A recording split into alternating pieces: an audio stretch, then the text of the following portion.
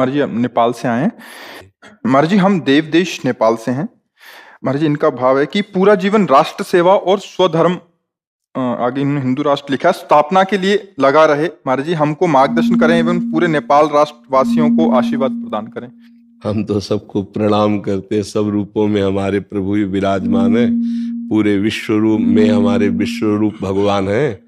वही सब रूपों में उन्हीं को प्रणाम है। आशीर्वाद देने की सामर्थ्य तो आचार्यों में होती है, गुरुजनों में होती है। अपने तो दास हैं, आशीष प्राप्त करते हैं। ये जरूर है सब में मेरे प्रभु, इसलिए सबको प्रणाम है।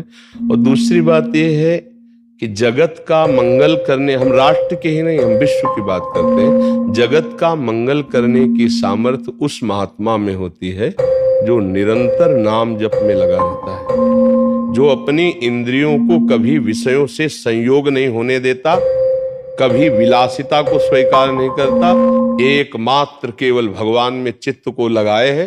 सातरति सातरति सा लोकान तारयति, वो तर जाता है, वो तर जाता है और लोगों को तार देता है। रही कि हमारा अमुक धर्म या अमुक धर्म, ये छोटी छोटी खाइयां हैं। महात्मा इन खाइयों के ऊपर होता है। महात्मा की दृष्टि एकमात्र, जैसे समुद्र में देखो तो जल ही जल दिखाई देता ना, एकमात्र विश्वेश्वर भगवान ही सब रूपों में है। वो मेड़ कितनी भी बांधी हो, वो मेड़ नहीं दिखाई देती। समुद्र में मेड़ होती है क्या? नहीं होती ना। छोटे छोटे नालों में मेड़ बनाई जा सकती है, समुद्र में नहीं। महात्मा का ज्ञान समुद्रवत होता है। उसके लिए हर धर्म, हर चराचर जीव एकमात्र अपना आराध्य देव दिखाई देता है। जब तक हम इंद्रियों से विषयों का संयोग करते रहेंगे, जब तक हमारा मन पूर्ण रूप से प्रभु के चिंतन में नहीं डूबेगा, तब तक हम अपना कल्याण नहीं कर सकते। जगत के कल्याण की तो बात जाने दो।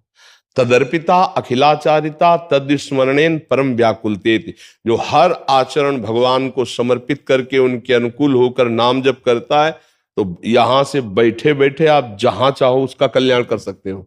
आपके पास पावर है, भजन का पावर, तप का पावर, जितेंद्रियता का पावर, मनोनिग्रह का पावर। इसी से हम जगत कल्याण कर सकते हैं। हम जो चाहें वो कर सकते हैं यदि भजन हमारे पास हो। और भजन नहीं है तो केवल हम भावना कर सकते हैं और बात पूरी नहीं होगी। जैसे हम प्रवचन कर रहे हैं और हमारे जीवन में आचरण में यह ना हो, तो आप तालियां बजा के चले जाओगे, कुछ ना आपको प्राप्त होगा और ना हमको कुछ समझ में आएगा। अगर हमारी उसमें स्थिति है तो सुन लो और जाओ। अब तुम्हारे जीवन का परिवर्तन करके ही रखेंगे। वचन आपके ऊपर चढ़ जाएंगे, भूत की तरह आपके दिमाग को परिवर्तित कर देंगे, क्योंकि वो सत्य से स्थिति में वो वचन बोले गए। इसलिए हमें चाहिए हम निरंतर नाम जप करें और अपने शरीर और अपनी इंद्रियों को भगवान के अनुकूल आचरणों में उतारें। कभी हमसे कोई भगवान के प्रतिकूल आचरण न बने। प्रतिकूलस्य विसर्जनम अनुकूलस्य, श्री कृष्ण अनुकूल लेन, प्रभु के अनुकूल। तो हमारा उद्देश्य है कि सबको आनंद हो, सब स्वस्थ रहे और सब सुखी रहे। उसमें मेड़ नहीं कि इतने सुखी रहे इतने न सुखी रहे।